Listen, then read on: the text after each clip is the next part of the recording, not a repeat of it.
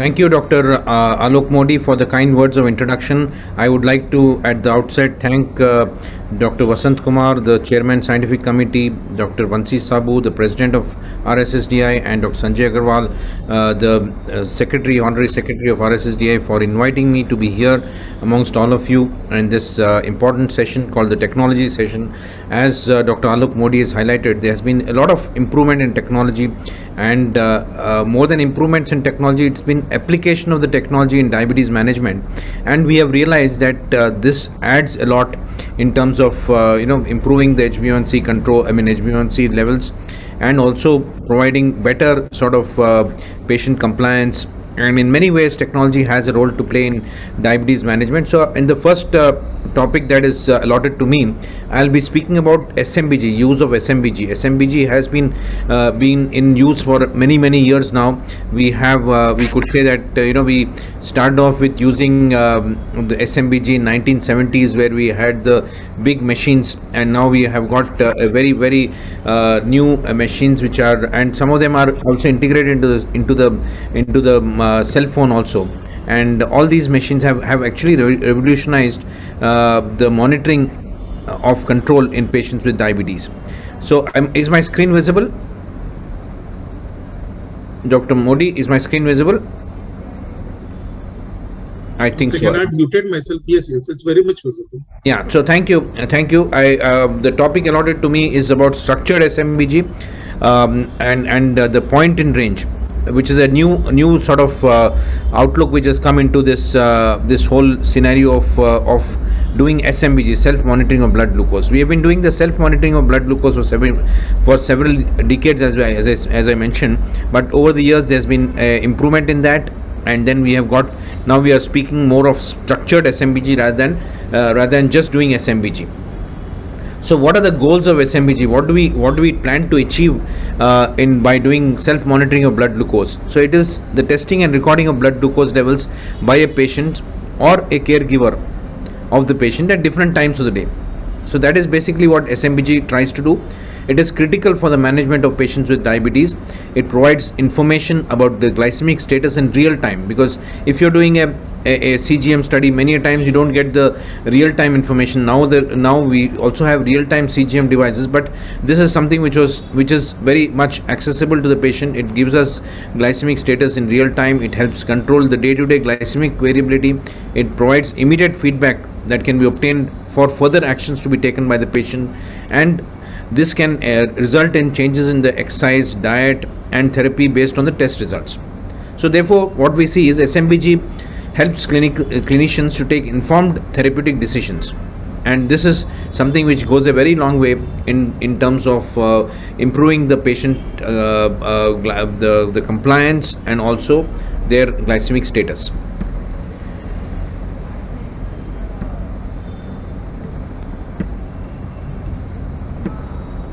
So if we look at structured, what is structured SMBG? What is structured versus unstructured SMBG?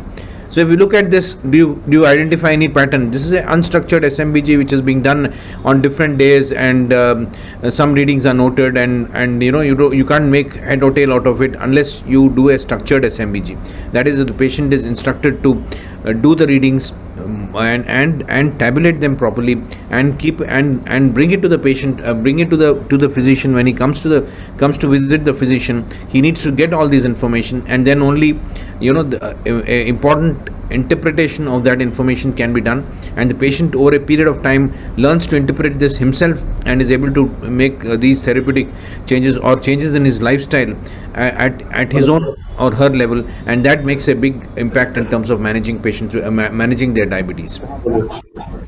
Now what we see is that although we have been advocating the use of SMBG, what we see is that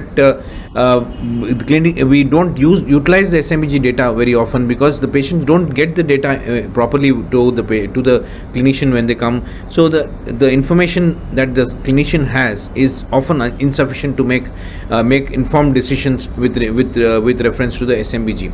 Lack of education and training is also one of the issues. Many of the physicians who have been. Sir, can you mute पे आ गया हूँ, screen पे check कर लीजिए, आप mute कर लीजिए. So lack of education and training is another major issue. Overestimation of the quality of care provided also makes it difficult to utilize the data from the SMBG, and also the non-availability of enough time to sit down and interpret all these values, and also from the patient side there's fear of adverse events, poor confidence in their own skills or in the skills of the patient to manage insulin. So these are all the reasons why clinicians don't use all the information that is provided by SMBG, and that is often missed out. So what you say is that there is a vicious cycle which is initiated. One is that there is lack of performance of SMBG itself.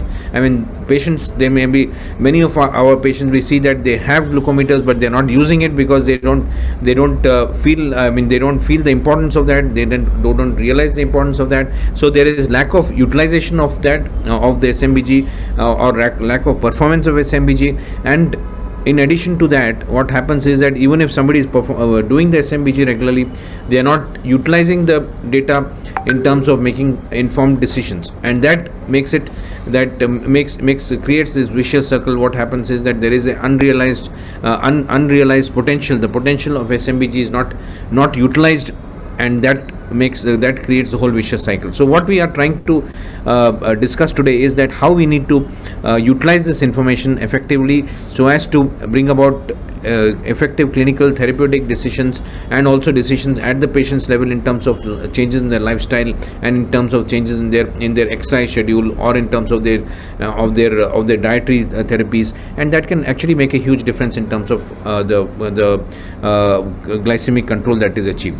So what is structured SMBG? So we can say that structured SMBG is the monitoring of blood glucose at the right frequency, doing it for the right number of times and in the right situations. So the issue is that although it is ideal to probably advise patients to do the SMBG 6 times in a day, but this may not happen, or 6 or 7 times in a day. It may be good to do that. If you have all that information, it is very good. It is very easy to interpret that information, but many a times patients may not be motivated enough to do it so many times every day. The cost of doing it so many times is also added up, and so what we could advise our patients is that we could advise them to do at least 2 to 3 times in a day, and then this can be adjusted in, I mean, the frequency can be adjusted in that fashion, and then they could do a fasting level, say twice in a week, and then they could do a post breakfast level twice in a week, they could do a post dinner level twice in a week, and 2 other days they could do the post lunch levels, and that way they could cover all the readings over a week. If you see, you have got information on what is happening throughout the day. So this could be one way of doing it. In patients who are reasonably well controlled, you may do it less frequently also, but doing it at the right frequency is required. The right frequency varies from the patient that you are dealing with. If it's a person who's uncontrolled and who's on say basal bolus therapy, then he requires this to be done more frequently than person who is well controlled on OAD. He probably requires it less number of times. So the frequency varies from individual to individual. The right number of times it has to be done, because if we see that the person is always doing the fasting but not looking at the postprandial levels, post meal values, and those are those are the ones where there is a problem, and those are not at all looked at, then it's not serving the purpose. And similarly, doing it in the right situation, patient has a hypoglycemic event but has not done the SMBG at that point of time, or has got some symptoms which are not explainable, which appear like hypoglycemic symptoms, but he's never done the SMBG at that point of time. So that is again a situation which doesn't provide us doesn't serve the purpose.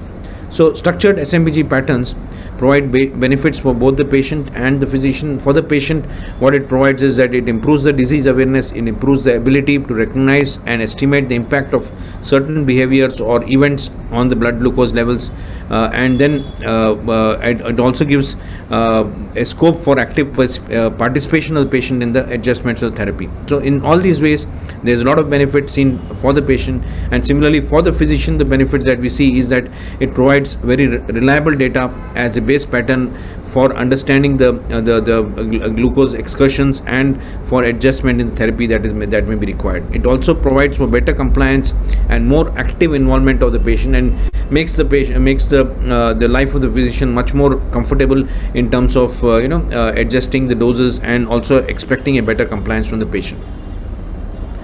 Now, if you look at the structured testing, what it facilitates is that it facilitates appropriate analysis and appropriate action to be taken, as we've just discussed. And this happens not only for patients who are on an insulin pump or SCSII, but across the spectrum of patients, whether they are on just on diet and exercise. They may not be even on OADs. It may be individual pre-diabetes. He also benefits from SMBG, from a structured SMBG. Then we look at patients who are on OADs, or there are patients who are not controlled on OAD, who require to be on insulin, who are started on insulin, and those who are intensified on insulin, who are on pumps. All these, across the entire spectrum of patients, we see that there is a benefit from a structured SMBG being done in all these patients, and these benefits are provided not only to the patient but also to the physician in terms of giving them proper advice in achieving the best glycemic control that can be achieved. Now, we have a landmark publication in this angle for structured blood glucose testing, that's called the STEP study. But before the STEP study came out in 2011. It actually gave a lot of evidence saying that structured testing is going to be very useful. But even before the STEP study, there have been many other studies. Majority of studies were performed on patients with type 2 diabetes. Many studies also compared the different regimes, different therapies like different OADs, insulins, and they use structured blood glucose testing to provide the necessary relevant SMBG data.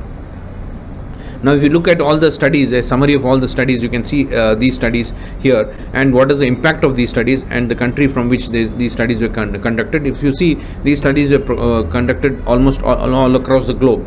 As you can see, the first study, the STEP study, we are going to discuss a little more about it, and that showed that the HbA1c can be brought down by 0.3 to 0.5% with a structured blood glucose testing. And then before that, we had studies like the Bonomo study. Bonomo et al. Looked at testing in pairs, that is looking at and then they said that they could bring down the HbA1c by almost 0.5% even by Duran et al., where they did a 6-point blood glucose profile, and then again testing twice in a day, as was seen in the Francisco study, again brought about a improvement in HbA1c by 0.5%.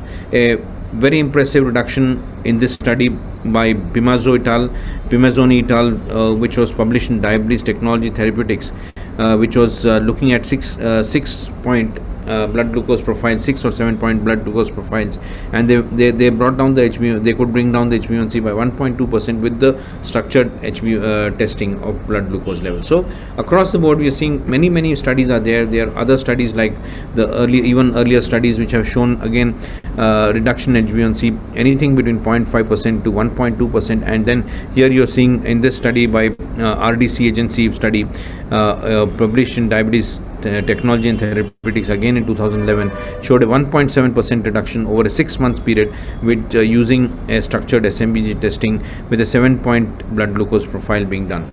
So all these studies go on to show that, as the chairperson was highlighting, that with the use of technology, with appropriate monitoring, we are able to bring down the HbA1c considerably without significant changes in the medications. So these are all without significant changes in the medications. Now look at the STEP study. The STEP study was a 2-arm prospective cluster randomized multi-center clinical trial with 34 primary care practices located in the eastern United States being involved in this study, with 483 patients who were non-insulin treated patients, and they were randomized to either in active control group, which was where they followed the usual care enhanced with quarterly physician visits, utilizing point of care HbA1c and available SMBG data. So they were not given great advice on the structured blood glucose monitoring or the SMBG, whereas the other group was the group which received structured testing group, received all the other measures as the other group, and they also used the AccuCheck 360 degrees for the to get a beautiful blood glucose analysis, and the use of this brought about multi-pronged benefits. As you can see, There was a reduction in HbA1c, as we said. There was a 1.2% reduction in HbA1c over the period of follow-up, and then the glycemic control improved when you looked at the different points in time, and also what you could also see was that there was therapy optimization in all these patients. The test frequency was it improved the efficient usage of the test strips, and also what was seen was that there was a clear improvement in the well-being of the patients. That is, psychologically the patients felt much better once they were following this structured testing method. Based on all this, the RSCGI also came out with a consensus statement on self-monitoring of blood glucose in type 1 and type 2 diabetes patients in India, and this was I was fortunate to be part of this working group which looked at all the data, currently available literature, and combined the evidence with their clinical knowledge and expertise, and developed consensus recommendations for SMBG practice in India. And what was said here was that blood glucose measurements, self-measurements in predefined time points and situations with predefined frequency is what is going to make a big impact in terms of the better management of patients with diabetes. And it's a way of generating reliable and medically relevant blood glucose information with a purpose to support therapeutic decisions. And the structured blood glucose testing can be utilized as a SMBG substitute for CGM data also. Now we are in this era of CGM where we have a continuous monitoring, and we have got a time integrated data, and we can understand pattern analysis with this CGM devices, and recognition of individual glycemic abnormalities based on SMBG data collected in a structured manner can also provide the same information which we are getting from a CGM, a similar information as we are seeing with the CGM. We are looking at pattern analysis. Here also we could look at the individual glycemic points, and when done in a structured manner, that can provide us some amount of pattern analysis. So structured blood glucose testing and pattern analysis are tightly connected parts of therapy decision decision making process. Now this concept of point in range was come in with the analogy to the time in range which we get from the CGM devices. So the development of the continuous glucose monitoring led to these new metrics called the time in range, time above range, time below range, and the mean glucose levels, the glycemic variability. All these could be all this information is obtained from the continuous glucose monitoring. And however, there was limited evidence about the blood glucose values measured with SMBG being pooled and expressed as these parameters as we are being measured by the CGM. So to enhance this data which is obtained from SMBG through cloud-based integrated systems have been used, and recently it has been shown that it can all be used to provide data on the number of points that are in range, and also give information about the glycemic variability, about also the points above range, the points below range, to get similar information which we get from the time in range, time below range, and time above range. These improvements are mainly driven by automated analysis and more robust oversight, which allow healthcare professionals to review SMBG data in more contextualized manner and take fact-based decisions. SMBG provides a point-in-time glucose value rather than a continuous glucose trend. And many studies have shown, they have proposed this terminology called the point-in-range, which reflects the obtained information more precisely. So rather than just mentioning the glucose values that are obtained and which may not give us that much of a information, the expression of the same values as a point, as the number of points in range, and the percentage of points in being in range, above range or below range, is going to give us more information, and when it is done in a structured fashion is going to give us almost similar information as is provided by a CGM with a patterned analysis being a patterned output coming out. Now, what has been clearly shown in several studies like this one, which was published recently in the Nutrition, Metabolism and Cardiovascular Disease, this study clearly shown that the time spent in target range assessed by self-monitoring of blood glucose clearly associated with the glycated hemoglobin in insulin-treated patients with diabetes.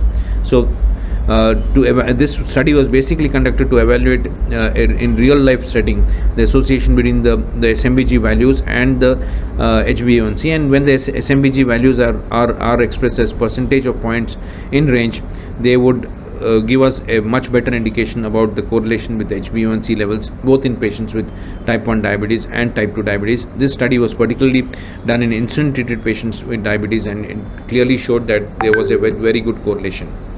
Other studies have also looked at that. This was another study which looked at 197 patients with type 1 diabetes and 36 patients with type 2 diabetes, and these patients with type 2 diabetes were insulin treated patients, and they showed that if regular testing of blood glucose is done more than 2 or 3 times per day, and then these points in range are calculated, then it can give us a very good indication of the HbA1c levels also. As you can see here, this has therefore developed into a new metric in subjects with type 1 type 2 diabetes when you measure over 2 months or 2 weeks. This is a very interesting study which looked at values collected over 2 months and compared them with values collected over 2 weeks. And what we say is that over the 2 month reflects approximately the HbA1c value. The 2 weeks in analogy is what currently is suggested with the use of CGM. So there was a significant difference between type 1 and type 2 diabetes in all metrics except the percentage of points above range. By comparing the metrics measured over 2 months and 2 weeks, in a significantly higher 2 month points below range compared with 2 week points below range was seen in patients with type 2 diabetes. So clearly what we see is that we can get a good estimation of the glucose variability and also get some idea about the HbA1c values. Here you can see the relationship between HbA1c and the point in range. As you can see, this shows when you're looking at 2 month values and also the 2 week values, 2 month values shown in the panel A and the 2 week values shown in panel B, a significant and negative correlation between HbA1c as standardized to the DCCT, and a percentage of points in range measured over 2 weeks and 2 months in subjects with both type 1 and type 2 diabetes could be shown in this study. Now, if you look at the calculated HbA1c at each decile of points spent in range, you could see that if the point in range corresponded to about 70% of points being in range over 2 months, it corresponds to HbA1c of 7.2%. Even over 2 weeks, you can get a significantly good correlation with the HbA1c values, and every shift in point in range by 10% corresponds to a change in HbA1c by 0.4%.